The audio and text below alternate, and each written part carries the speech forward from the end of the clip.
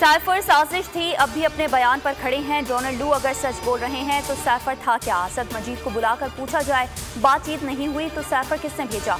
बानी पीटीआई को सजा क्यों दी गई? वजीर आला खैबर पख्तूनख्वा अली अमीन गंडापुर की मीडिया से गुफ्तगू, कहा वजीर आजम खुद फॉर्म 47 वाले हैं, उनसे इंतखाबी धांधली पर क्या बात करूं?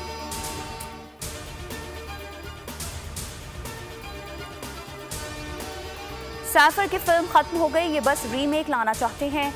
वहां जाकर कहते हैं हमें एस्टेब्लिशमेंट ने निकाला, यहाँ कहते हैं कि अमेरिका ने साजिश की। फैसल करीम कुंडी की बानी पीटीआई पर कड़ी तनकीद, कहा आज साबका पीटीआई की 5 फ्रेंचाइजीज हैं, उन लोगों के अपने बयानात एक दूसरे से मुख्तलिफ हैं। हमेशा झूठ का सहारा लिया गया, हमेशा पाकिस्तान दुश्मनी के हक में बयान दिया।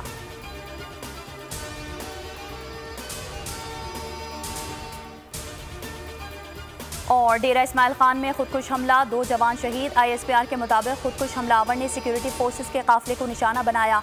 शोहदा में नायब सूबेदार यासिर शकील और सिपाही ताहिर नवीद शामिल। दोनों शोहदा का ताल्लुक कोहाट से था।